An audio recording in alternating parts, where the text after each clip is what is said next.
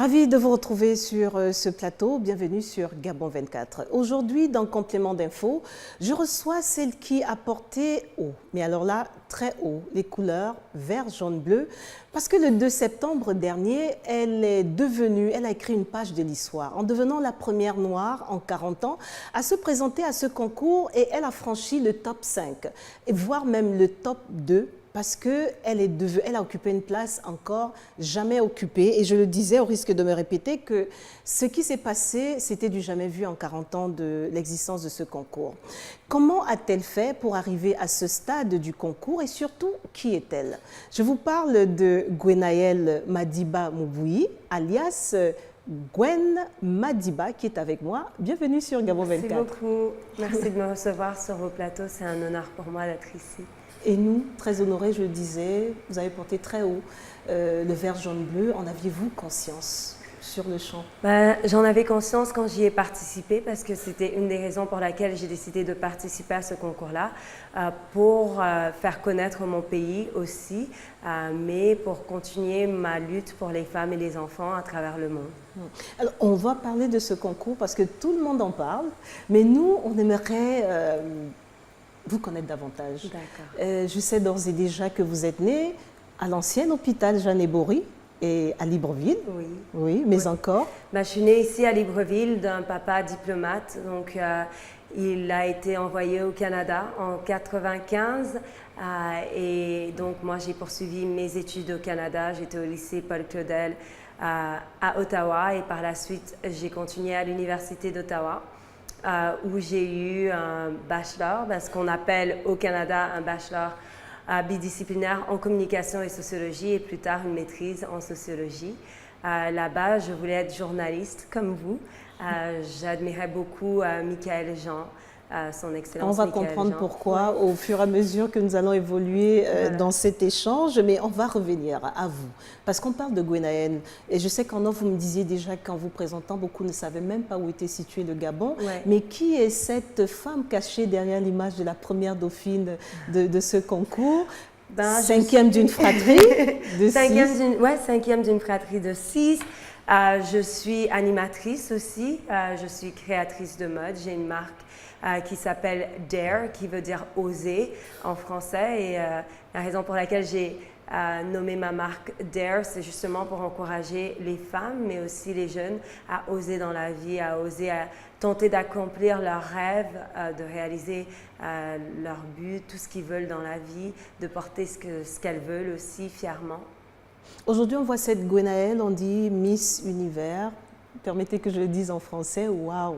Mais Gwenaëlle vient de loin parce que votre vie aurait pu basculer en 2006 lorsque vous perdez brusquement votre papa. Oui, absolument. Et je pense que c'est ce que je dis souvent, très souvent aux jeunes et surtout aux jeunes qui nous regardent, c'est qu'on ne sait pas ce qui va nous arriver en fait. Et du jour au lendemain, comme vous l'avez dit, moi, j'ai perdu mes frères et moi, ma maman, on a perdu mon papa et ça a été une période très très difficile pour nous parce qu'il a fallu se relever déjà émotionnellement, psychologiquement, mais financièrement aussi.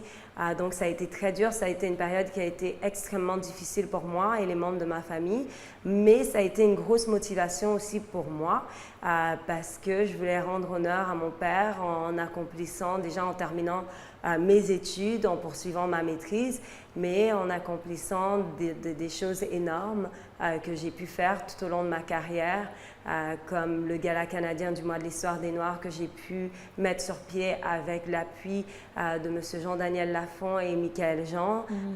J'ai pu aussi faire beaucoup de choses en fait, mais vous venez de loin, je vais le répéter parce que se relever c'est un fait, mais de quelle manière quand vous êtes si loin de votre pays natal, vous vous retrouvez au Canada sans papa, il a fallu bosser fort. Il faut aussi comprendre que c'est pas, ce qui importe, c'est pas la chute, c'est se relever. C'est savoir se relever. C'est savoir se relever et comprendre aussi que, comme je l'ai dit tout à l'heure, oui, on ne sait pas ce que la vie nous réserve, mais on sait que, veut pas, quand on a Dieu dans notre vie, tout est possible. Donc pour moi, c'était vraiment de m'accrocher à la foi, de savoir que tout ce que Dieu fait est bon, aussi difficile que ça puisse paraître. Que ça puisse paraître, bien entendu. Mais on ne doit pas se laisser déterminer par ce qui nous arrive, mais par notre destination. Où est-ce qu'on va, où est-ce qu'on veut aller dans notre vie? Quel est l'héritage qu'on veut laisser derrière nous? C'est facile de se morfondre, de s'abattre sur son sort, de se dire que voilà, notre vie, elle est terminée. Mais quand Dieu nous donne une vision, moi j'aime beaucoup tout ce qu'ils pensent et tout ce qu'ils disent, que Dieu ne nous donne pas de vision sans provision. Et honorer Dieu, c'est justement aller à la conquête de cette vision, à la conquête de nos rêves, peu importe les circonstances. Parce que les circonstances, pour moi, c'est des tests de foi. Souvent, on se dit « Oh mon Dieu, pourquoi est-ce que tu nous fais ça? Qu'est-ce qui se passe? Pourquoi Dieu fait ça ?» Mais en fait, c'est des tests de foi qu'il faut à tout prix passer, surmonter pour pouvoir justement arriver au prochain niveau de nos bénédictions. Et vous rêviez, hein, vous le disiez déjà, de devenir journaliste. Vous y êtes presque. J'ai envie de dire. Et une grande dame qui joue un rôle quand même important dans votre vie aujourd'hui, oui. y est pour beaucoup. Elle y est pour beaucoup. Michaëlle Jean, son Excellence, la très honorable Michaëlle Jean, qui est devenue d'ailleurs la première noire gouverneur général du Canada, 27e gouverneur général du Canada. Elle a, en tant que gouverneur général, ouvert les portes de sa maison, de la maison de l'État, aux jeunes, chose qui n'avait jamais été faite auparavant. Et elle encourageait beaucoup les dialogues jeunesse, elle et son époux, M. Jean-Daniel Lafont, que je considère aujourd'hui comme un deuxième papa, comme un mentor, comme on dit en anglais, qui est là, qui me suit. Et donc, au cours de ces dialogues-là, j'ai pu rencontrer des jeunes de partout au Canada, des célébrités aussi qui venaient, qui échangeaient avec nous. Et ça m'a vraiment boosté, ça m'a poussé à comprendre qu'on est maître de notre destin, accompagné de Dieu, encore une fois, et qu'il faut vraiment s'accrocher, il faut tout donner. Elle aussi, immigrante au Canada, elle n'est pas née dans la richesse, au contraire. Elle vient d'Haïti. Mais voilà, elle n'a jamais laissé son statut au départ déterminer les possibilités et ses accomplissements dans sa vie.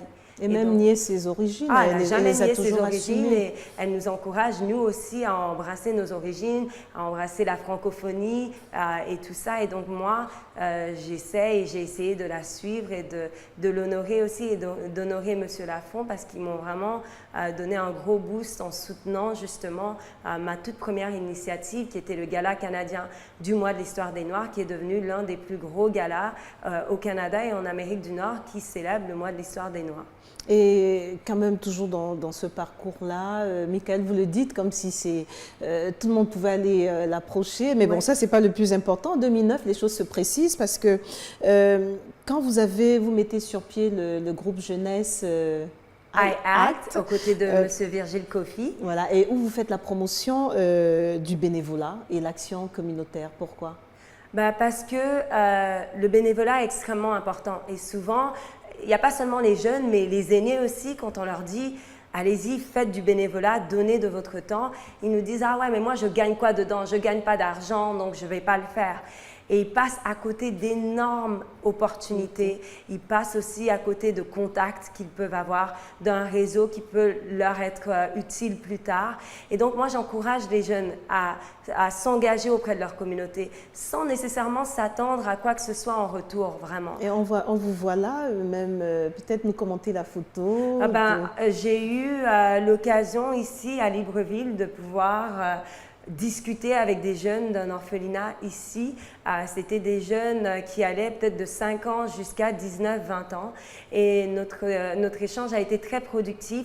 On a discuté de l'avenir, on a discuté justement de la possibilité de mettre sur pied un dialogue jeunesse ici à Libreville où on pourra recevoir des célébrités, mais des gens dans tous les domaines, l'entrepreneuriat aussi, le sport, pour motiver ces jeunes-là qui veulent aussi accomplir des choses dans leur vie, mais qui n'ont pas nécessairement les mêmes chances que certains d'entre nous et qui n'ont pas les possibilités de rencontrer certaines de leurs idoles. Donc, c'est d'amener ces idoles-là ici, ces exemples de réussite, pour pouvoir discuter et booster notre jeunesse. Et là, on voit qu'il se passe votre couronne. Hein. Que vous ont-ils posé comme question? En fait, c'était très intéressant parce que ils m'ont déjà demandé comment est-ce que j'ai fait pour y arriver, pour parvenir à avoir ce titre-là.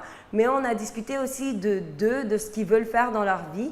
Et il y a une ils vous jeune disent fille, quoi? il y a une jeune fille qui m'a dit, moi je n'ai qu'un seul rêve et c'est de devenir avocate internationale, mais malheureusement je n'ai pas les moyens financiers de pouvoir adhérer accéder à de grandes écoles. Et j'ai aimé ce que le prêtre qui est là à l'orphelinat leur a dit, c'est que surtout quand on est dans la pauvreté, il ne faut pas s'attendre ou compter uniquement sur l'argent. Il faut compter sur son mental et sur sa volonté, sur la persévérance et la foi. Et ça, c'est extrêmement important. Donc, on a beaucoup discuté de foi. Il y en a qui m'ont dit, oui, on veut bien dialoguer, mais on est fatigué. En quoi est-ce que votre dialogue va être différent des autres dialogues? Moi, j'aurais posé la question de savoir s'ils ont déjà eu la chance de discuter avec des gens qui ont accompli énormément de choses dans leur vie. Est-ce qu'ils ont déjà eu, je ne sais pas, Jay-Z ou Beyoncé qui sont venus ici, qui sont allés discuter avec eux ou dans des écoles? Est-ce que, par exemple, certains de nos joueurs de foot prennent le temps d'aller dans les écoles discuter avec ces gens-là, avec nos jeunes qui représentent non seulement le futur, mais aussi le présent du Gabon? Et ils m'ont dit non, et qu'ils aimeraient beaucoup justement avoir ces jeunes-là, ces gens-là comme exemple de réussite auprès d'eux, discuter avec eux, échanger avec eux. Et j'aurais dit, c'est exactement ça. Ce dialogue-là, c'est de vous amener des gens, que ce soit des gens comme Rihanna, comme Kanye West, comme Aliko Dangote, toutes ces personnes qui sont des exemples de réussite que vous regardez à la télé, mais que vous n'auriez jamais pensé rencontrer, et échanger avec eux, que eux aussi vous disent que, hey, écoutez, la vie n'a pas été facile pour eux non plus. On regarde quelqu'un comme Kanye West, il n'est pas né dans la richesse. Il y a eu énormément d'obstacles qu'il a dû surmonter. Il y a eu plein de gens qui lui ont dit non, tu ne vas pas réussir. Moi-même, j'ai approché certaines personnes pour ce concours de Mrs. Universe. Ils vous ont déconseillé? On m'a dit non, on m'a dit écoute, d'abord à la base, on m'a dit d'accord, on va essayer de t'aider. Oui, on va te donner. À 2 jours, 3 jours de l'événement, je recontacte des gens et il y a une personne qui m'a dit clairement, écoute, jamais une Noire n'a passé le top 20. Et t'envoyer là-bas serait une perte de ressources, serait une perte de temps pour toi et pour nous. Donc, mieux tu ne vas pas, mieux tu restes. Et moi, je me suis dit, si Dieu il m'a donné cette vision, je suis sûre que les provisions sont là. Si je réussis à y aller, ce n'est pas pour être dernière, c'est pour marquer l'histoire. Justement, franchir ce cap du top 20, voire aller plus loin. Et moi, ça me motive justement quand les gens ils me regardent et ils me disent tu vas pas y arriver, ou ils me regardent et ils se disent ah elle est juste belle, elle doit pas être intelligente ou quoi que ce soit, sans connaître mon histoire, sans connaître les obstacles que j'ai dû surmonter, sans savoir non plus que oui, moi aussi j'ai des diplômes, moi aussi j'ai fait des grandes écoles, mais c'est pas ça qui est important. En fait, ce qui est important, c'est ce qu'on a dans le cœur. Ce qui est important, c'est l'héritage qu'on veut léguer derrière. Que tu sois allé dans les plus grandes écoles ou que tu aies grandi dans les Mapan ou quoi que ce soit, ça il faut avoir un objectif. Non, il faut avoir un objectif dans la vie et tout le monde est capable. Tout le monde peut réussir. Et la preuve, vous êtes là, on vous prédisait ne même pas atteindre le top 20, vous avez franchi le top 5. Et lorsque vous arrivez au top 5, vous vous dites quoi? Victoire? Pour moi, je dis Dieu merci. Déjà, je remercie Dieu, j'avais des larmes et je me suis dit, déjà ça c'est une leçon. Une leçon pour moi aussi, parce qu'il y a des moments où j'ai douté aussi, il y a des moments où j'étais là-bas, ouais, je regarde ces images et il y a des moments où je doutais, mais c'était des doutes de quelques secondes parce que je priais en même temps et je demandais à Dieu de me donner la force de persévérer. Donc quand je suis arrivée dans le top 5, j'ai dit voilà, on a déjà marqué l'histoire. Pas seulement pour le Gabon, mais pour toute l'Afrique et pour les jeunes femmes noires qui se disent que jamais une femme noire n'aurait pu atteindre ce niveau-là. Voilà, vous êtes. Et alors, puisque nous en sommes là, quels sont les critères? Parce que je sais que vous n'êtes pas aussi grande que ça. Ouais. Et puis, déjà, peut-être nous situer, parce qu'il y en a qui verront en disant Mrs. Universe, Mrs. et Miss. Voilà. Quelle est la différence entre ces deux? Donc, la différence entre les deux, c'est des concours de beauté, oui. Mais Miss Univers, c'est de, je pense, 18 ans jusqu'à 25 ans. Mrs. Universe, c'est de 26 ans jusqu'à 45 ans. 45. Voilà. Et donc, mais Mrs. Universe est un concours qui est aussi basé sur l'intellect et sur les projets sociaux, notamment dans tout ce qui est droit de la femme. Et donc, on était surtout jugés sur une série de discours qu'on a prononcés sur les droits des femmes, sur la violence faite aux femmes, sur le féminisme aussi, comment est-ce qu'on définit le féminisme, mais sur une série d'actions qu'on a posées dans des orphelinats et des centres de ressources de femmes, mais aussi dans des townships, dans des écoles qu'on a visitées. Tout ça, des écoles d'Afrique du Sud. Voilà. Et la préparation se fait en combien de temps? La préparation, elle se fait en plusieurs mois déjà, donc on nous prépare et puis après on a une semaine où on rencontre les 83 autres candidates qui venaient de partout dans le monde, du Kazakhstan à la France, du Nigeria au Gabon. Et donc on a une semaine en fait où on est jugé tous les jours, même quand on mange. On est jugé la manière dont on se tient, la manière dont on parle, la manière dont on traite les autres femmes. Voilà. Alors, les critères, donc s'il y a des jeunes filles qui vous regardent et se disent ben, là moi aussi je vais m'y lancer, la fréquence du concours, les critères, que doivent-elles faire? Parce que la taille déjà, vous me rassurez. Oui, la taille, bon, besoin moi je parais très grande même sur les photos, mais je suis toute petite. Mais on va garder ça. Je suis petite, mais même là je parais grande à cause des talons. Mais c'est surtout basé sur le travail communautaire auprès de vos communautés, ce que vous faites pour les femmes autour de vous, votre intellect aussi, ce que vous avez dans la tête, la manière dont vous vous exprimez, ce que vous connaissez au niveau des droits de la femme, au niveau du féminisme, au niveau des droits de l'enfant aussi. Voilà. Alors, on est lancé, mais il y a eu une petite polémique. Je vais proposer, Gwenaëlle, qu'on marque une petite pause et on revient pour en parler parce que Gwenaëlle n'aurait pas dû être première dauphine. Vous comprendrez pourquoi juste après cette halte.